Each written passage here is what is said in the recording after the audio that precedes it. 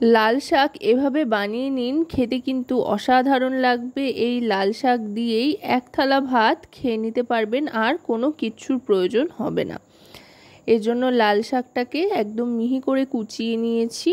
এক আটি লাল শাক এখানে নিয়ে নিয়েছিলাম, সেটাই কুচিয়ে নিয়েছি। কুচিয়ে নিয়ে ভালো করে ধুয়ে জল ঝরিয়ে রাখতে হবে। তারপর কড়াইতে সর্ষের তেল গরম করে বড়ি ভেজে নিতে হবে। এখানে কিন্তু আমি দোকানের কেনা বড়ি ব্যবহার করছি, আপনারা যে কোনো ডালের বড়ি ব্যবহার করতে পারেন। বড়িটা বেশ লালচে করে ভেজে নিয়ে তুলে নিতে হবে। আর এই গোটা রান্নাটাই কিন্তু সর্ষের তেলে করতে হবে।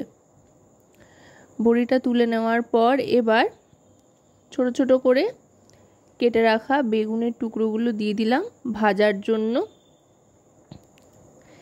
এই সময় এই ধরনের লাল শাক খাওয়া কিন্তু বেশ উপকারী। লাল শাককে কিন্তু প্রচুর পরিমাণে আয়রন থাকে, তাই এভাবে যদি রান্না করে নেওয়া যায়, যারা শাক পাতা খেতে খুব একটা পছন্দ করে না তারাও দেখবেন বেশ হাসি মুখে খেয়ে নিচ্ছে। বেগুনটা ভাজতে ভাজতে একটুকুনি হলুদ দিলাম, শুধু হলুদই দিলাম, নুন কিন্তু দিলাম না। নুন দিলে বেগুন থেকে জল ছাড়তে শুরু করবে, সেই জন্য হলুদ দিয়ে বেগুনটা ভালো করে ভেজে নিয়ে তুলে নিচ্ছি। বেগুনটা ভেজে তুলে নেওয়ার পর আরও খানিকটা সর্ষের তেল ফ্রাই প্যানে দিয়ে দেব। এবার ফোড়ন হিসেবে দিয়ে দেব কালো জিরে আর শুকনো লঙ্কা। একটা শুকনো লঙ্কা দিয়ে দিলাম। এবার দিয়ে দিচ্ছি এতে গ্রেট করা রসুন। রসুন দিয়ে লাল শাকটা রান্না করলে কিন্তু দারুণ সুন্দর একটা ফ্লেভার আসে। যেহেতু রসুন দেব সেই জন্য কিন্তু এখানে কালো জিরে আর শুকনো লঙ্কা ফোড়ন দিলাম। রসুনটা একটু লালচে রং ধরে আসলে দিয়ে দিতে হবে স্লাইস করে কেটে রাখা পেঁয়াজ। সাধারণত পেঁয়াজ দিয়ে আমরা লাল শাক বানাই না, তবে এভাবে একবার আপনারা পেঁয়াজ দিয়ে বাড়িতে বানিয়ে দেখবেন দুর্দান্ত খেতে লাগছে। কয়েকটা চেরা কাঁচা লঙ্কাও দিয়ে দিলাম। লঙ্কার পরিমাণটা আপনারা আপনাদের স্বাদ অনুযায়ী কম বেশি করে নিতে পারেন। পেঁয়াজটা ভাজতে ভাজতে এবার এখানে পরিমাণ মতো নুন আর হলুদ দিয়ে দেব। একেবারে কম মশলায় খুব সাদামাটাভাবে ঘরে থাকা উপকরণ দিয়েই কিন্তু এই রেসিপিটা তৈরি হয়ে যায়। নুনের পর এবার হলুদ গুঁড়ো দিয়ে দিলাম।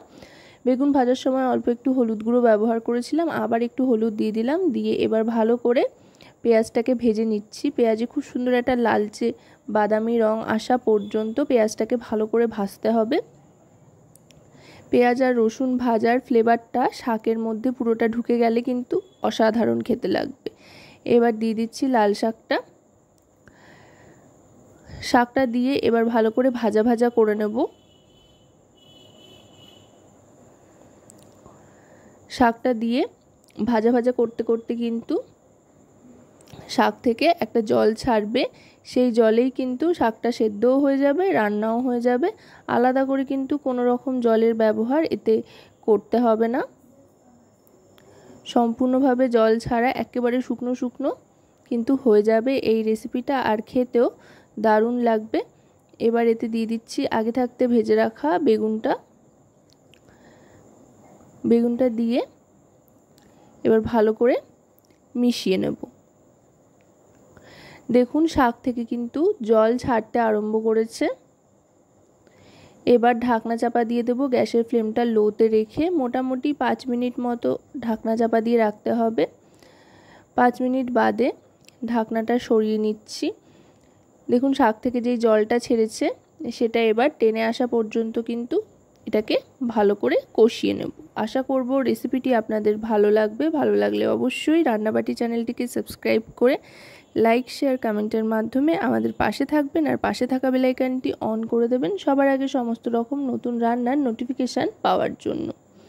এবার আগে থাকতে ভেজে রাখা বড়িটা একটু গুঁড়ো করে দিয়ে দিলাম। চাইলে আপনারা গোটা বড়িও দিতে পারেন, তবে গুঁড়ো করে দিলে প্রত্যেকটা কামড়ে মুখে পড়বে আর কি, সেই জন্যই দেওয়া। বড়ির টুকরোগুলো দিয়ে ভালো করে মিশিয়ে নিলাম। দেখুন এটা কিন্তু একেবারে শুকনো শুকনো হয়ে গিয়েছে আর কড়াইয়ের থেকে ছেড়ে ছেড়ে আসছে। যখন এভাবে কড়াইয়ের থেকে ছেড়ে ছেড়ে আসবে আর জলটা একেবারে টেনে আসবে, তখনই বুঝতে পারবেন শাক কিন্তু সার্ভ করার জন্য একেবারে তৈরি হয়ে গিয়েছে। তো এবার আমি সার্ভ করে দিলাম।